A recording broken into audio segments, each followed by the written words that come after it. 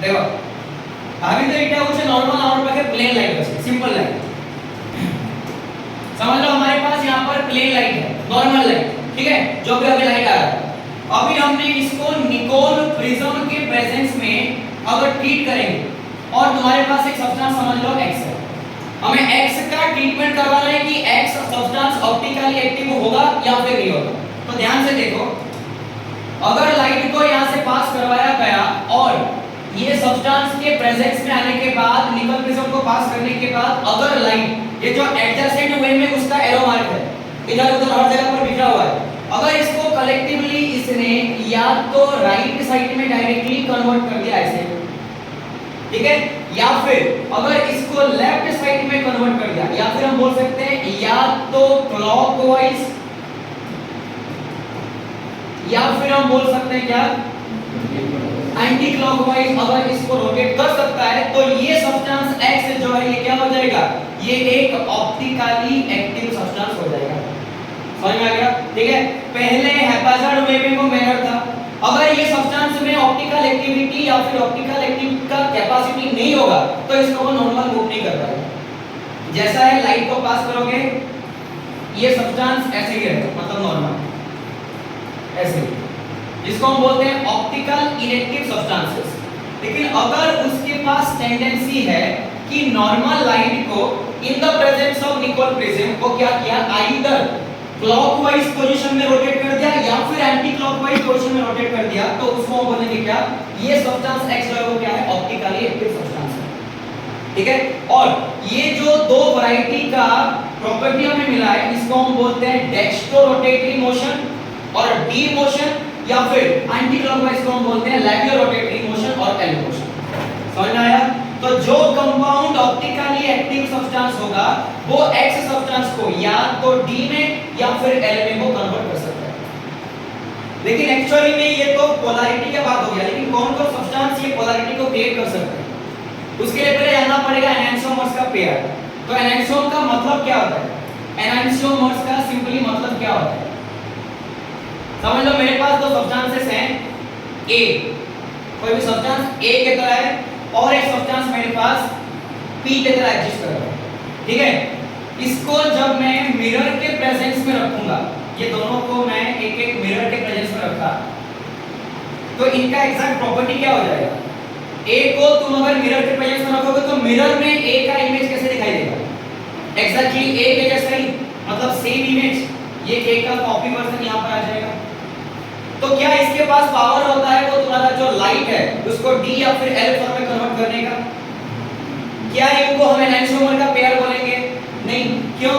क्योंकि अगर इन दोनों को मतलब नॉर्मल लाइट या फिर नॉर्मल ऑब्जेक्ट और मिरर ऑब्जेक्ट को अगर तुम आपस में एक के ऊपर एक ओवरलैप करके रखोगे तो तुम्हें कोई भी नया इमेज का फॉर्मेशन नहीं होगा देख लो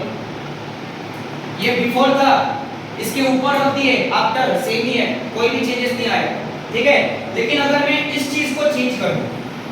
ये P था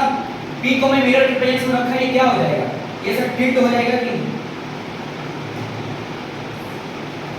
ये सब हो गया मिरर के प्रेजेंस में अभी इन दोनों को तुम एक के ऊपर ओवरलैप करके देखो ये नॉर्मल इमेज ये मिरर इमेज नॉर्मल इमेज को मिरर इमेज के ऊपर ओवरलैप करके देखो क्या दिखाई दे रहा है ओवरलैप हुआ दोनों स्ट्रक्चर सेम हुए नहीं हुए ना दोनों का अलग अलग स्ट्रक्चर आया कि नहीं तो ये वैरायटी के स्ट्रक्चर्स को हम बोलते हैं एनांसोमर पेयर्स और जो वैरायटी एनांसोमर्स का पेयर दिखा सकते हैं बस उन्हीं के पास ही होता है ऑप्टिकली एक्टिविटी ठीक है और उन्हीं के पास ही टेंडेंसी होगा वो लोग क्या करेंगे या तो D में या तो L में उनको रोटेट करेंगे समझ में आया ठीक है तो मेनली ऑप्टिकल एक्टिव कैरेक्टर दिखाने का ताकत according to general organic chemistry हम देखेंगे कायरल कार्बन के पास किनके पास कायरल कार्बन का मतलब हाँ कायरल कार्बन का मतलब क्या होगा समझ लो ये मेरा एक कार्बन है ये एक सिंपल कार्बन का कंपाउंड है ठीक है कार्बन का वैलेंसी कितना होता है 4 1 2 3 4 चार बॉन्ड बना लिया इसने मैंने बोला यहाँ पर क्लोरीन के साथ इसने बॉन्ड बनाया यहाँ पर ब्रोमीन के साथ बॉन्ड बनाया हुआ है यहाँ पर एक हाइड्रोजन है और यहाँ पर एक हाइड्रोजन है अब ये कायरल कार्बन है कि नहीं है ये वाला कार्बन कायरल कार्बन है या फिर नहीं? क्यों? क्योंकि यहाँ पर ये वाला जो सब्सटेंस फॉर्म है, ये वाला और ये वाला, ये दोनों सेम सब्सटेंस है। कायरल कार्बन वही होते हैं जो कार्बन के पास अलग अलग वैरायटीज के एलिमेंट प्रेजेंट होंगे। तो समझ लो मैंने यहाँ पर ऐड कर दिया CH3, अब हो गया कायरल कार्बन, ठीक है। अभी ध्यान से देखो ये लोग ऑप्टिकल एक्टिविटी कैसे करेंगे। सेम चीज को जब मैं मिरर के प्रेजेंस में रखूंगा तो इनका स्ट्रक्चर कैसा हो जाएगा? स्ट्रक्चर कैसा होगा?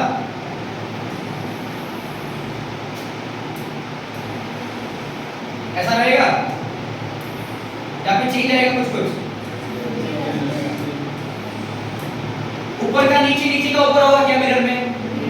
क्लोरीन और हाइड्रोजन का पोजीशन वहां पर सेम ही रहेगा, बस ये ब्रोमीन जो इधर था, इधर ये पोजीशन पे ये आ जाएगा इधर की तरफ, और ये जो CH3 इधर था ये आ जाएगा इधर की तरफ। ये हो गया एनाइंसोमर पेयर। अभी एक दूसरे को ओवरलैप करो, देखो अलग स्ट्रक्चर आएगा। उसको ये स्ट्रक्चर को इधर इसके ऊपर लेके आओ, ओवरलैप हुआ क्या? कहां पर ओवरलैप नहीं हो रहा है? ये दोनों एडजेसेंट पोजीशन पे, ये Br और ये CH3, देखो ये ऊपर का और नीचे का दोनों मिल गए, लेकिन ये जो साइड वाला ये क्या हो गया? ओवरलैप हुआ? नहीं हुआ। अगर ओवरलैप नहीं हुआ तो ये दोनों के दोनों क्या है? एनाइंसोमर्स का पेयर है। और अगर एनाइंसोमर्स का पेयर है तो ये ऑप्टिकल एक्टिव है या फिर ऑप्टिकल इनएक्टिव है? Optically active. तो जहां पर भी कायरल कार्बन होता है वो सब होते हैं ऑप्टिकली एक्टिव कार्बन, और कायरल कार्बन के पास हर वक्त तुम स्टार मार्क कर दो, इसको बोलते हैं कायरल सेंटर, ठीक है। अब ये क्वेश्चन